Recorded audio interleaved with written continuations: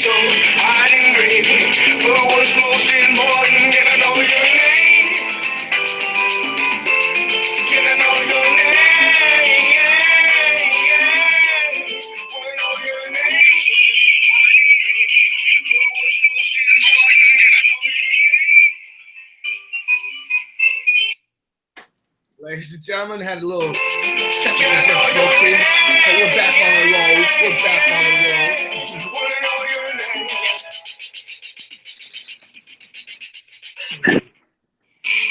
To the smile that you show. Hello, everyone. Thanks for tuning in. Make sure you're following me on Twitter. And make sure you're checking out the website, itsmontez.com. Subscribe. If you don't, you can't keep up. Duh. If you want to connect with me, you can also check me out on Facebook, Montez McCamish. Just spell it out.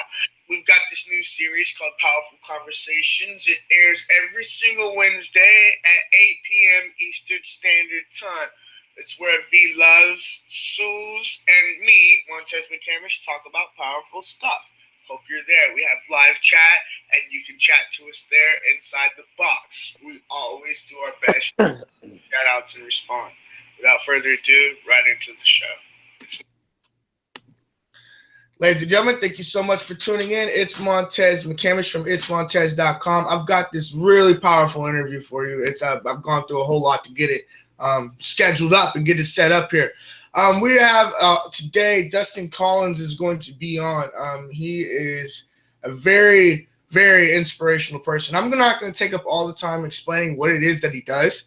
I'm going to let him tell you more about what he does. We're going to get into this topic about the hustle and what you're going to need inside the music business.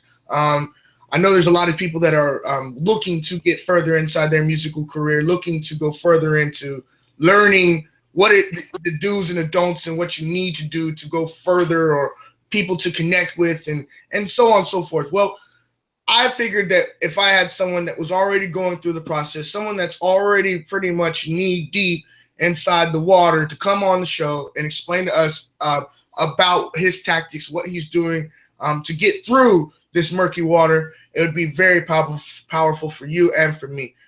So without further ado, I'm going to just let him come on and start to tell us about who he is. Dustin, thank you so much for being on. Thanks for having me. Glad to be here. Sweet. Tell us a little bit about what you do. I'm a country singer-songwriter from Louisville, Kentucky. Recently out of Nashville, Tennessee. I sing songs and go across the country playing them. How did you get started out? Tell us a little bit how you got started out. You said you started in Nashville, and so. Well, I started out in Louisville playing, pretty much any stage that would possibly let me play on. I played, for free, played for friends, family, cousins, any party I could go to. We just played as much as I possibly could until I thought, it was good enough time to take the show to Nashville. How long was the process, do you think, for you to find out the idea, like, all right, I'm ready to go to the next step? Like, a lot of people, they're like, they're getting a rut, if they will. Like, when did you figure out, like, all right, it's next to go to this next step? Like, I know practice makes perfect, but for you, what is it that you saw that was like, okay, no more playing at the bars, now it's time to turn it up this way or go this way? How'd you get there? When I started writing is when I really I stopped wanting to play at the smaller clubs and stuff. I more wanted to do writers' nights and sing the songs that I'd wrote.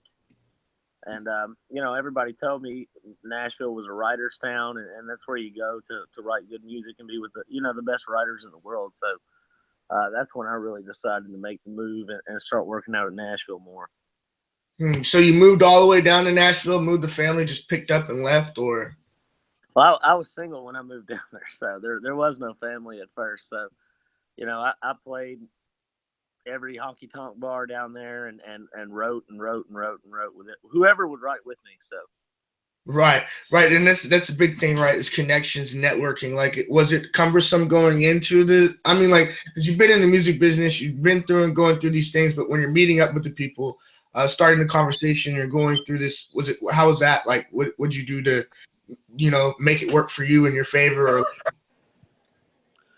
Well, moving down there was it was daunting. It was daunting being down there and not knowing anyone. I had a couple friends that had lived down there, and I knew maybe one or two people, and just hanging out with them and then doing the writers' nights and the little gigs I was doing. The most important part of the music business is just being friendly to others and trying to make friends wherever you can. right. We had a conversation yesterday. It's no different than any other business. Making a connection with somebody, that might either help you or even if they don't help you, they might say something that might trigger something in your brain, or you just got to go wherever you can to write good music and try to stay with like-minded individuals. Now, did you ever fall off the path? Was there anything that because again, we get roadblocks, we get people that are going to tell us, hey, maybe you should stop doing this, start working towards this. Did you have any of that going on, and how did you overcome it? All the time. Whenever you're trying to climb a hill this big, sometimes, you slip and fall.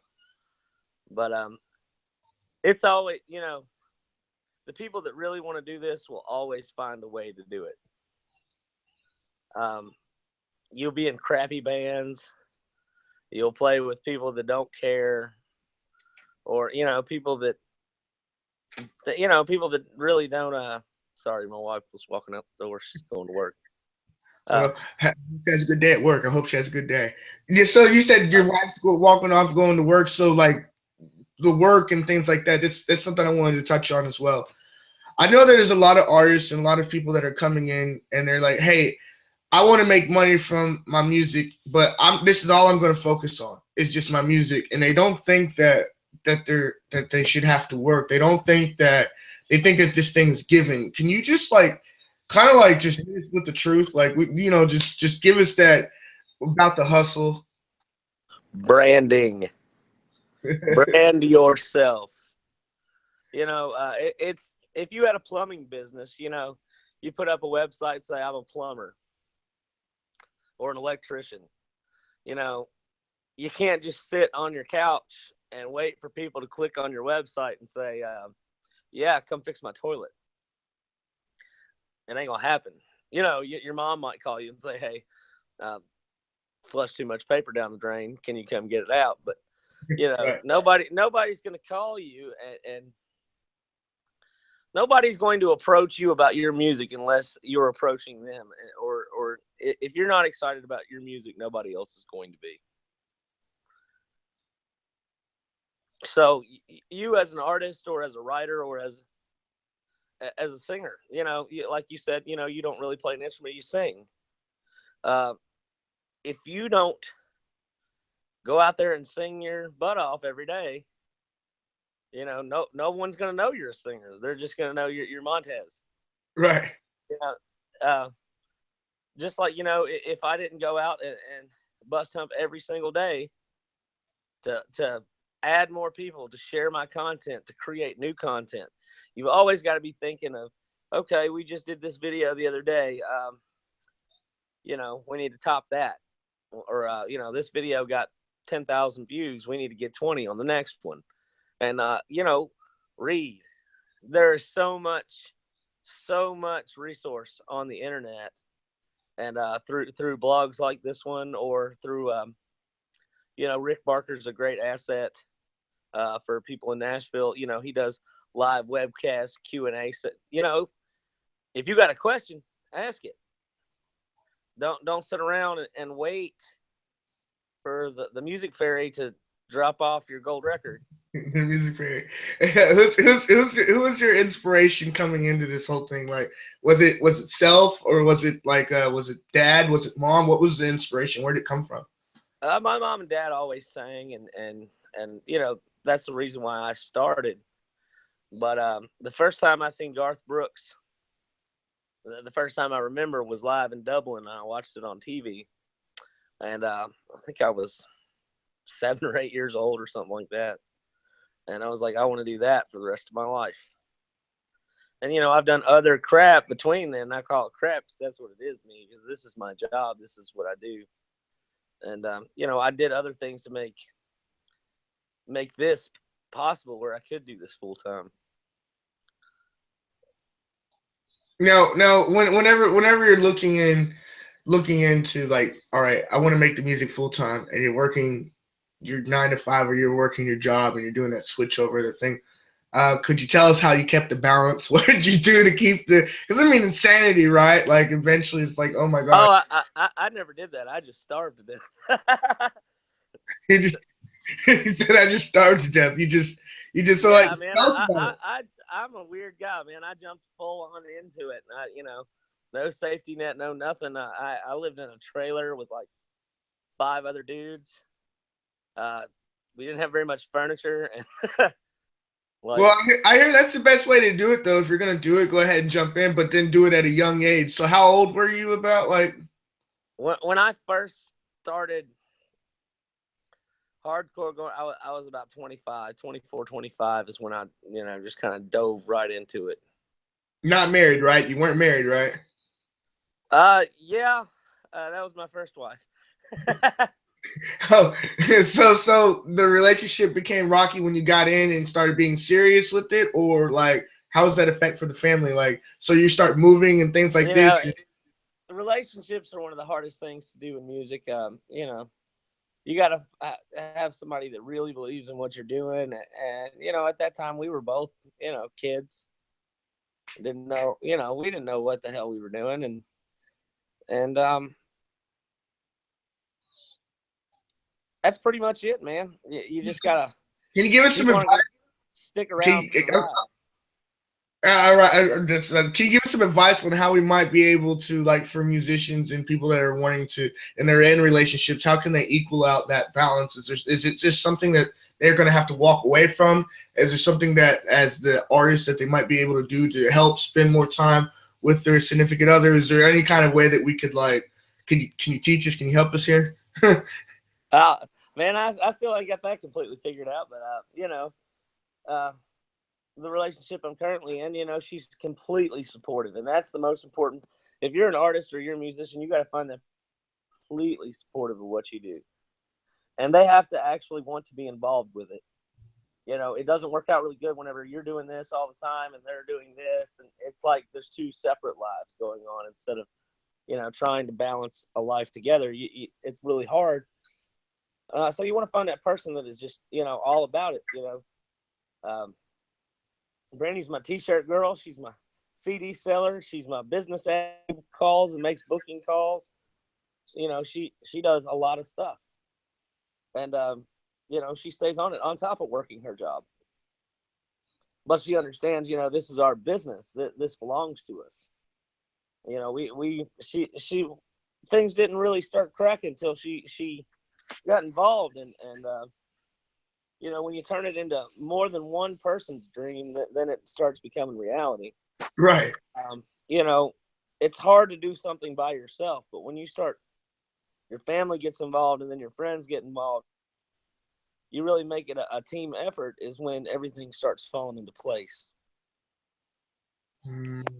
That was a real sweet nugget there. That was really nice. Teamwork makes dream work. I mean, it's a better way of understanding it. Can you tell us a little bit about the business side of music? Again, it's not everybody's like, oh, my music, my record, hear my record, but there's a business side and there's just the music side, but they don't want to combine the two of them.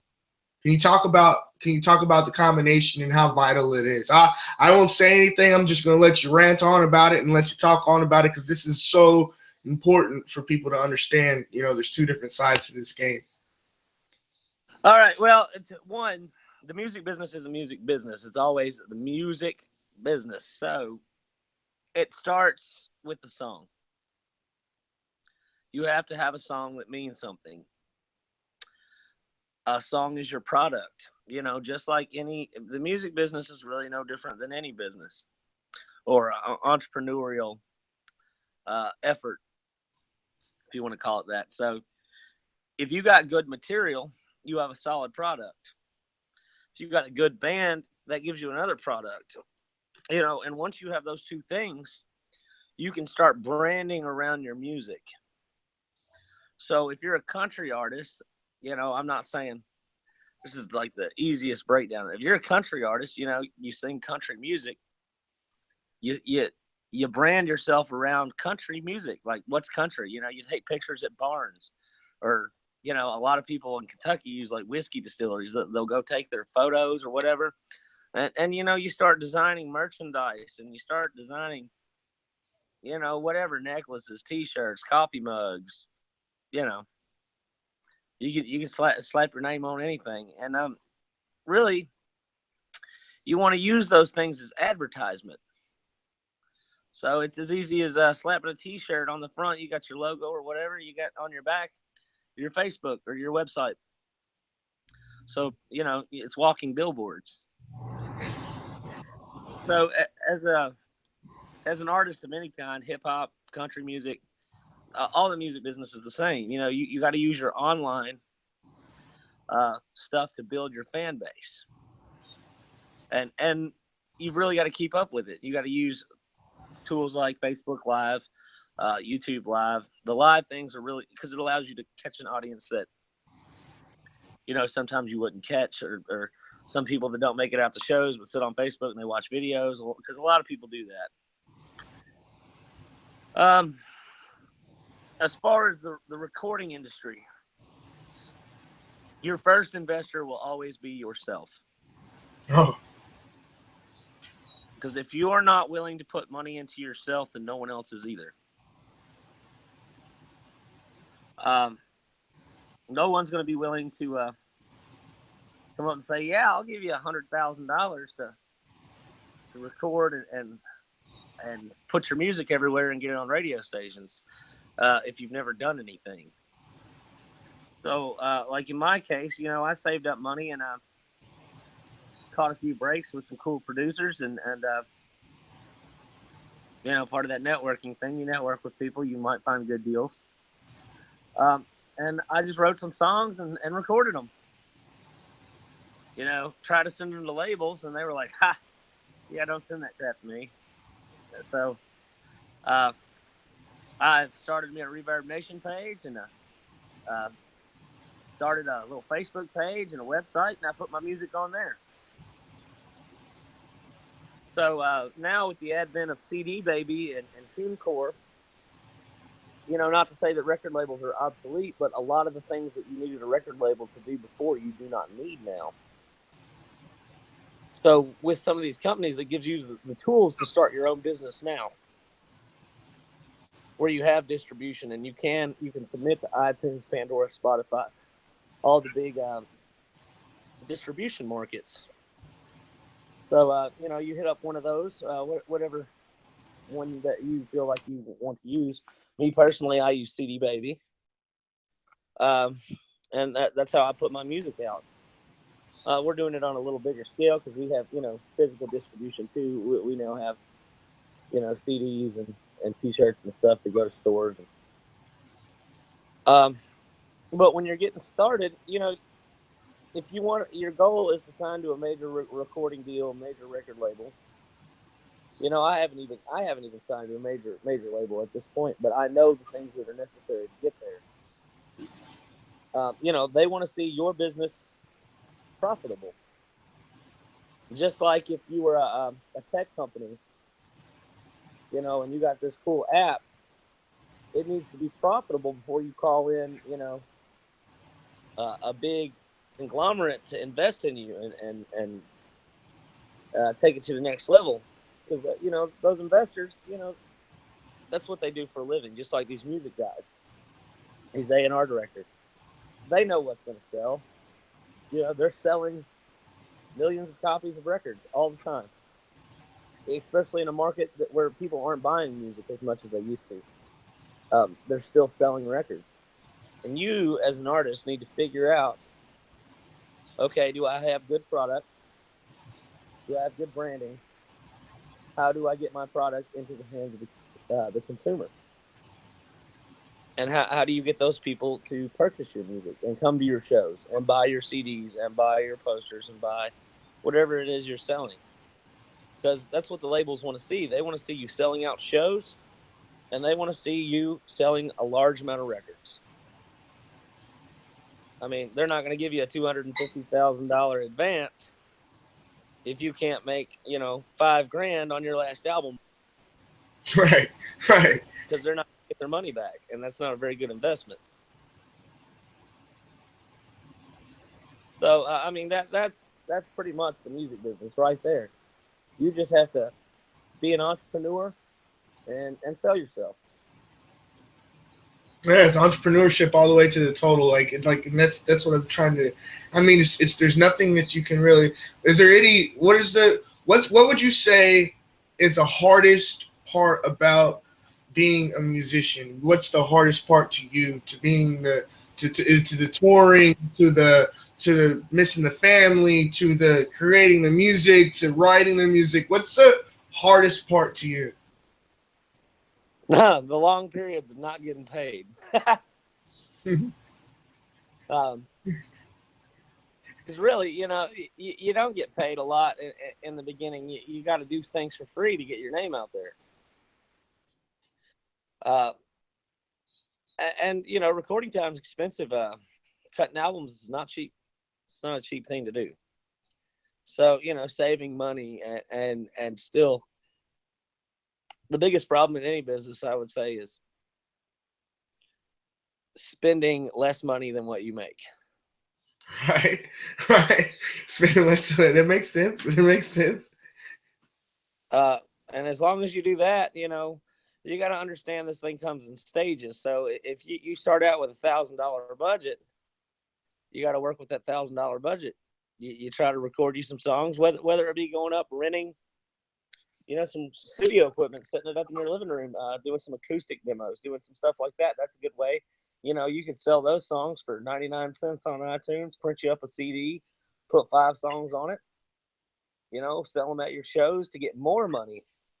Save up $5,000-$6,000, go to a professional studio in Nashville, LA, or New York, where they're making hit records. Meet these people that are making the hit records, ask them questions. A lot of them will answer you. A lot of these music people are very friendly.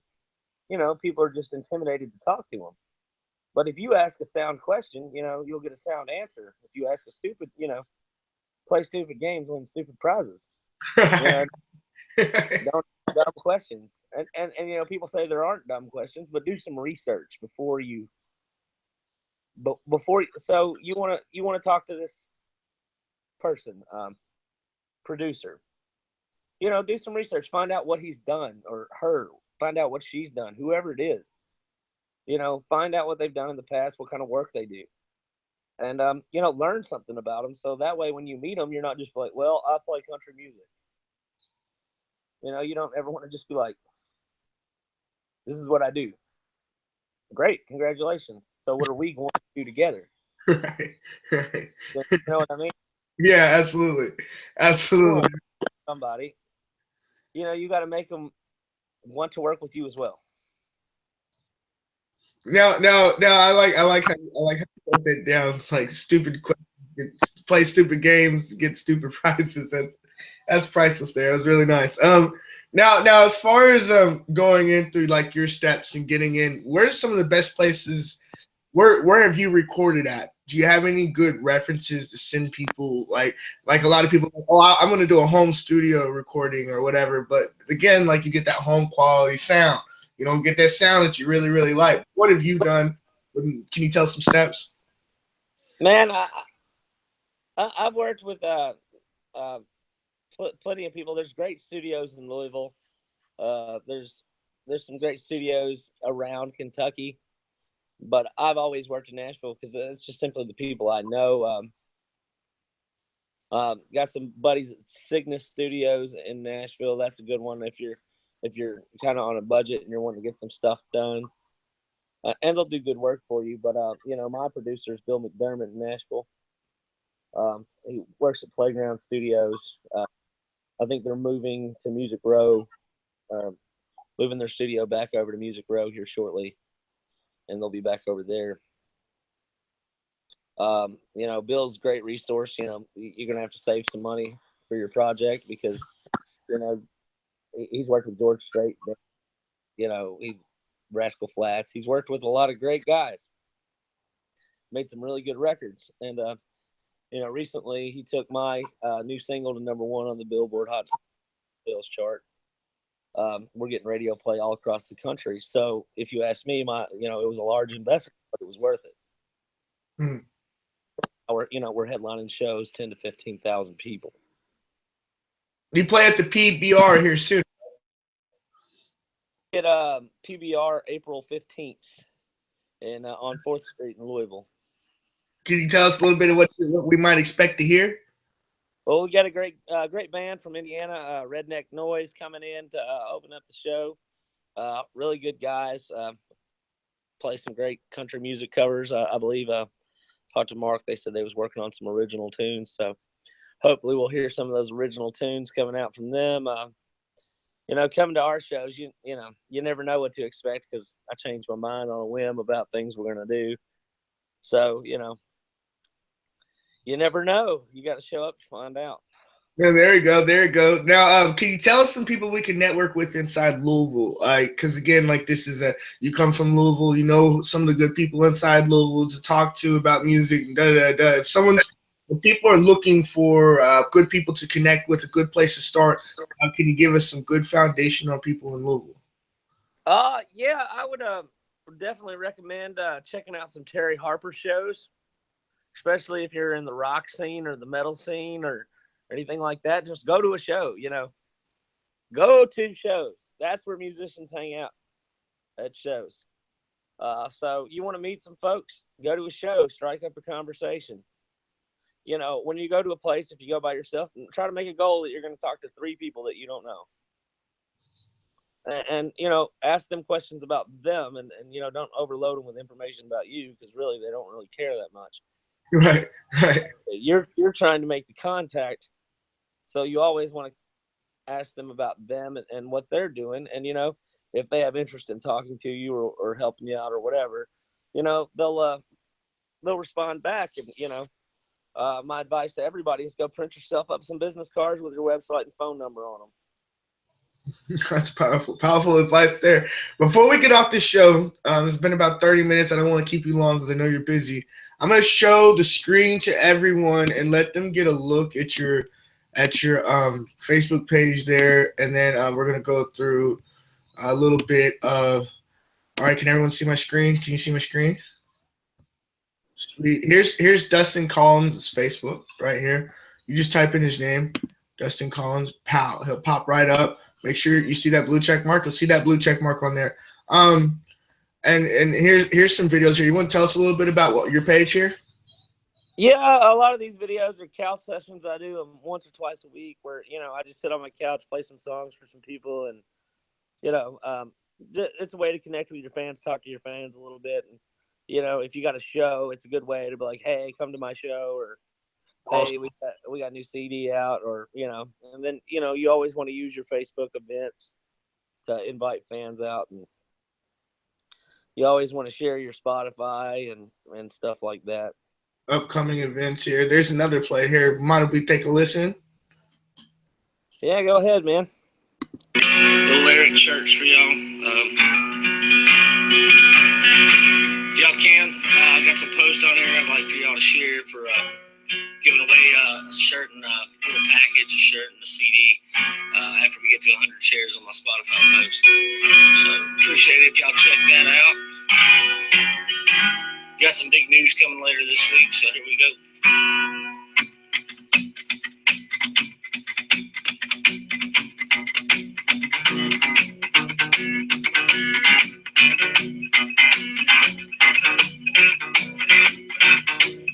Yeah, I give this last wrinkle powder in my pocket that I earned with a hammer and pass. I can undo some things, grow me some wings, fly out of this quarter. Tonight every man with a TDC, man with my clothes and my face. In the last 30 minutes it's no personal interest. I did what I did. I have no regrets. When you cross the line, you get what you get. Tonight a bleeding memory. It's tomorrow's guilty thing. Lob 'em half on a fallaway CD wall. Scream cross the bunch train. I'm haunted by headlights in a Crescent City breeze.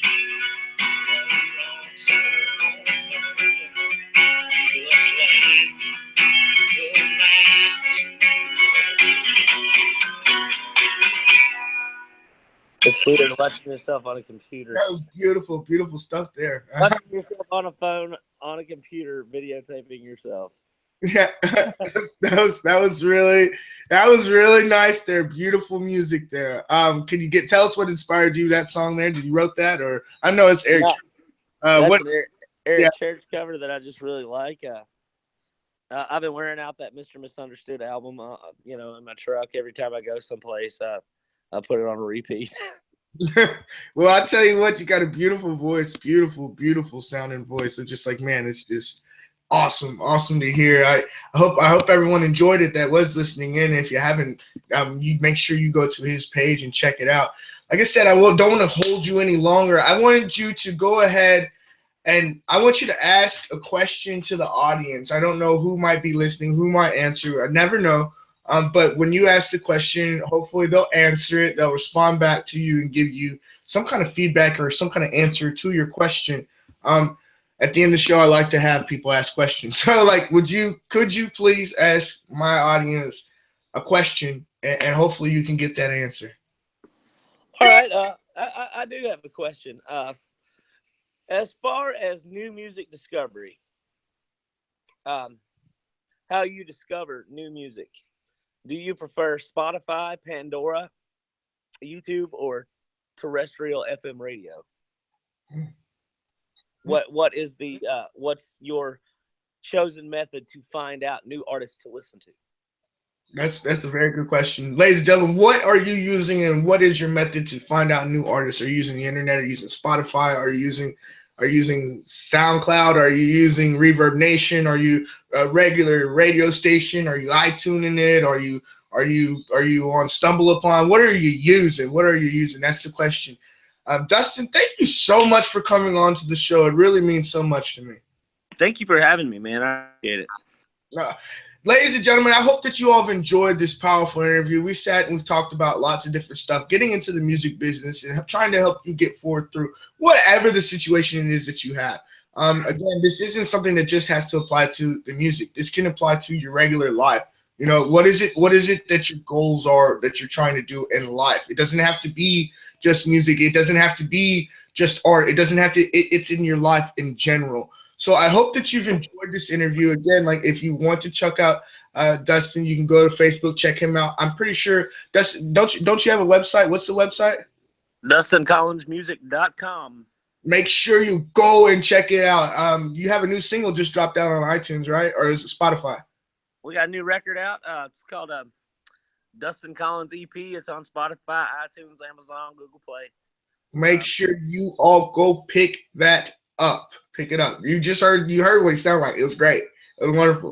New single called Dead Hands, available on country radio. So call and request the crap out of it. Appreciate it. Call and request. PRB the 14th, correct? PBR. PBR, excuse me. PBR the 14th. Ladies and gentlemen, 4th Street, Louisville, Kentucky. Make sure you come out and show some love. It's great to support local artists, people doing big things as well. And he's not really, I guess you'd say you're kind of fell out of the local. You're kind of like a regional artist, but he's coming back to his local hometown. So like, show some love, ladies and gentlemen, show some love. I appreciate you having me, man. You're so very welcome. Ladies and gentlemen, I hope y'all have enjoyed the interview. It's Montez McCamish from itsmontez.com. Make sure you subscribe to the website. If you don't do that, you can't keep up. Like, comment, subscribe, and share. Duh.